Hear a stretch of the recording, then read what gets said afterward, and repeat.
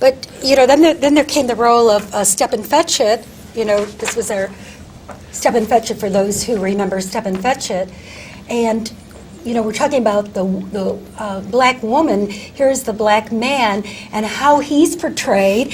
First of all, he makes a lot of money. He did very well for himself, but he was always known as portraying the laziest human being in the world.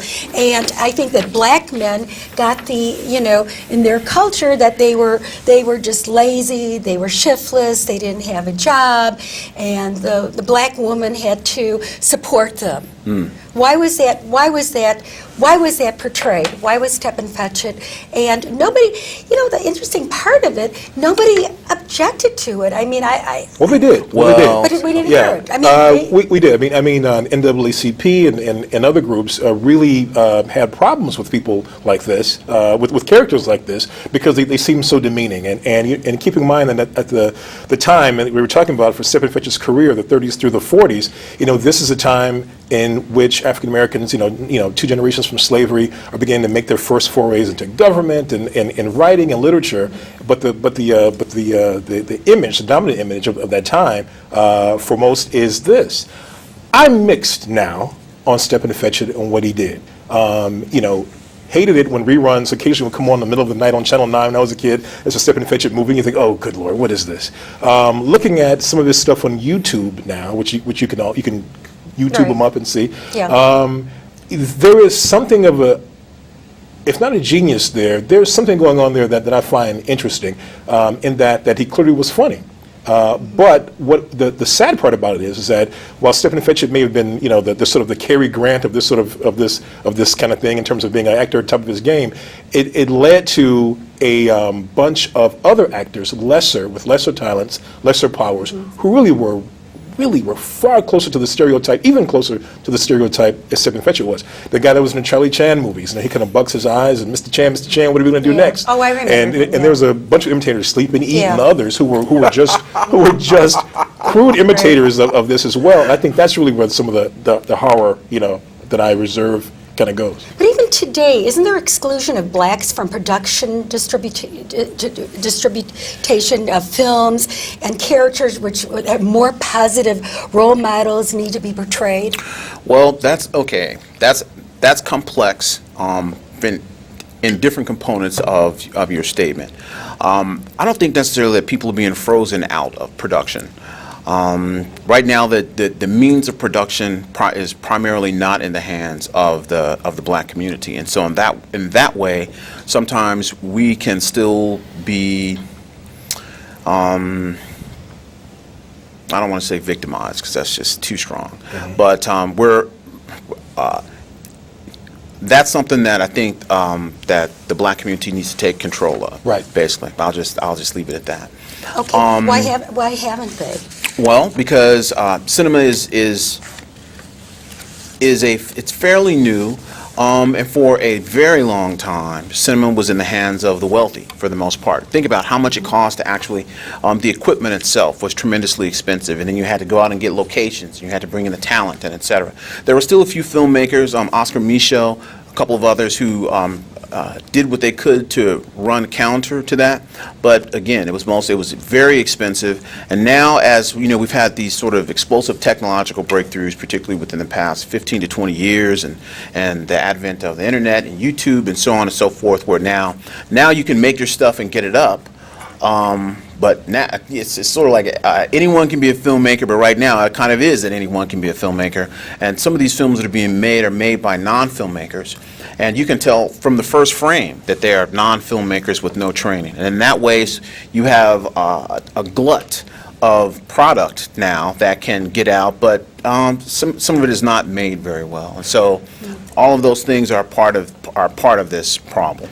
Vaughn's right. I mean, they're not made very well, much of it from a technical standpoint, and often not made very well from a plot standpoint. That often the same stereotypes that we're talking about that are birthed and Birth of a Nation and kind of carry on through the next 100 years of cinema are are present sometimes in films African Americans make, and I could think of 1,000 examples, including when I think of the Tyler Perry movies, especially, where after being fed this stuff for a century, that these kind of things are present even in movies that African Americans make. So I think that part of the issue is, as we talk about, well, where does it go next, is that there's kind of a split in the Black filmmaking and Black consumer community of what kind of film is a black film. What really is authentic Black experience? Yeah, because isn't the setting has changed from the plantation, but it's now to the mean streets of urban America.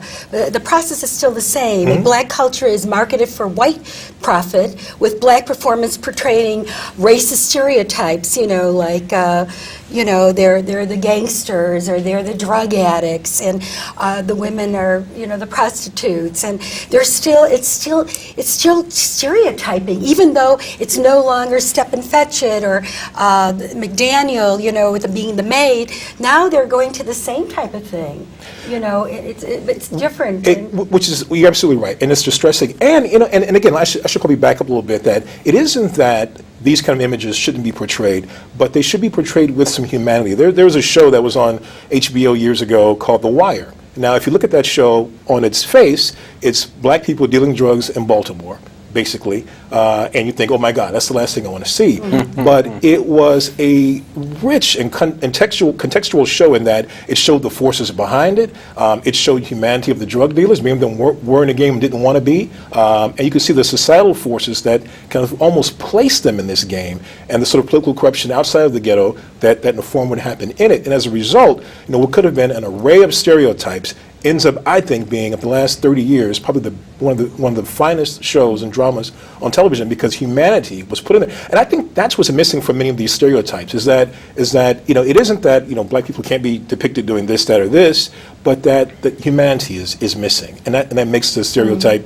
even more cruel and more corrosive, I think, once the humanity is taken away. Some of that is about a craft standpoint as well, and. Sometimes what you get is filmmakers who are not developed enough, or not sophisticated enough, or sometimes they don't have enough money to make films in the right way, and so they put together something that's slapdash and they get it up, and they end up doing a disservice, because what they put out in some kinds of sometimes it's just the production values are so poor. They'll look at that and they'll go, this is what Black film is about, and they see poor lighting and bad camera angles and bad acting and bad writing, bad directing. And then other times you'll get like these really underdeveloped characters where even maybe there is some money or something like that, because someone is able to put together a flashy trailer, but they don't really know what they're doing, and so the film is not very good. But there's another component of that, is there are films that are very, very good that people do not watch, and actually those are I am more interested in that.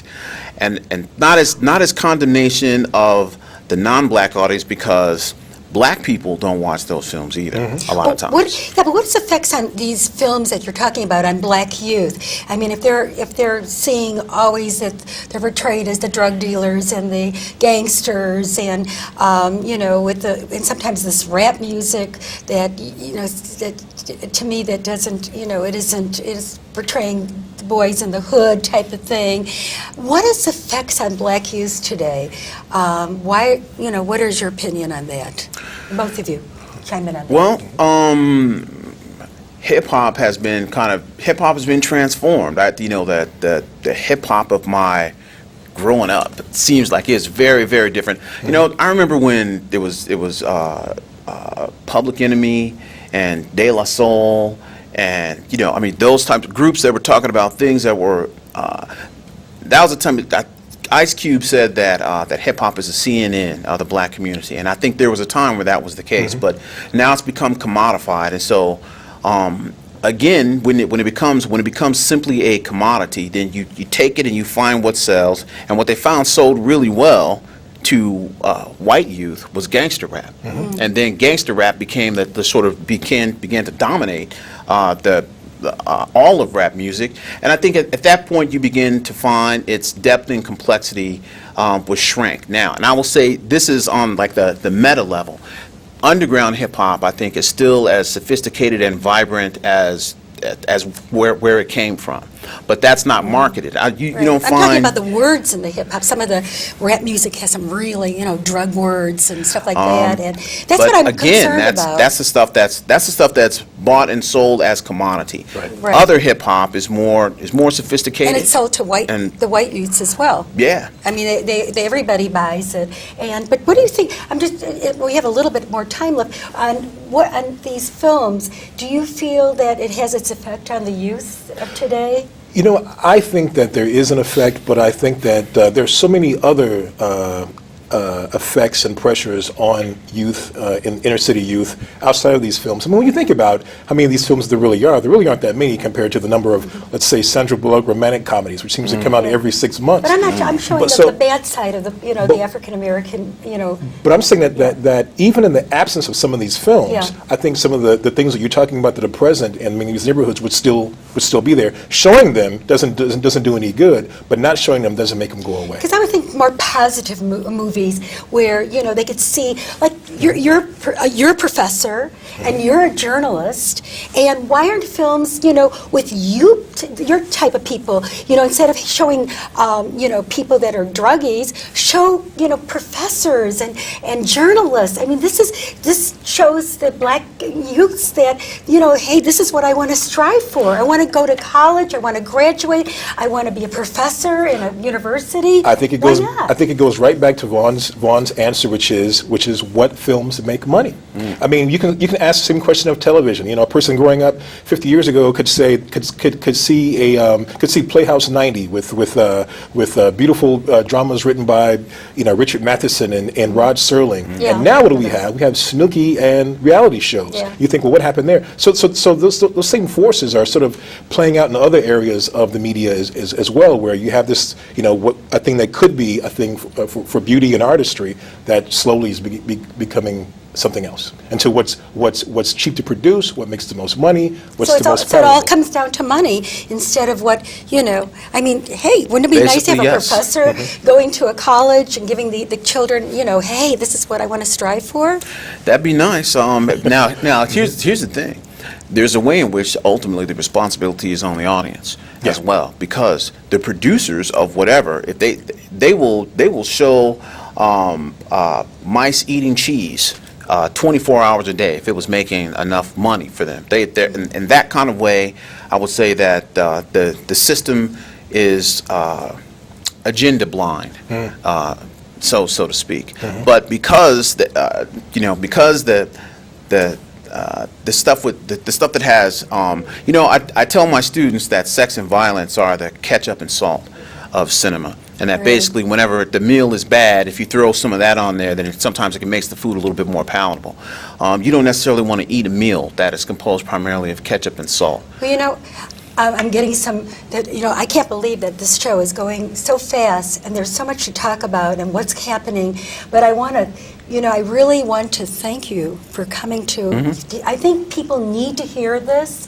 I think it's not open and nobody knows what's really going on, and I'm so glad that I got both of you today to come and talk about race in films, and hopefully that our movies will become a little more intelligent and attract a better, more sophisticated audience. And because I think that our youth are sophisticated nowadays and it needs to be done. I want to thank you for coming to Thanks the for having show, us. and I want to thank Thank you. you. And I'd like to invite you to come back to the show, and let's still talk maybe about other things and Academy Awards and why our African community, Precious. African American community was not. It was not. There were so many wonderful movies that the actresses were absolutely wonderful, and about colored girls, the acting was, maybe the movie wasn't that great, but the acting was fabulous. It was very, very good, and this needs to be shown to our audiences. This is the thing that we need to have, and I really want to thank you again, and hopefully we will get some more sophistication back into our films, television, and I'm glad that you're doing plays. Yes.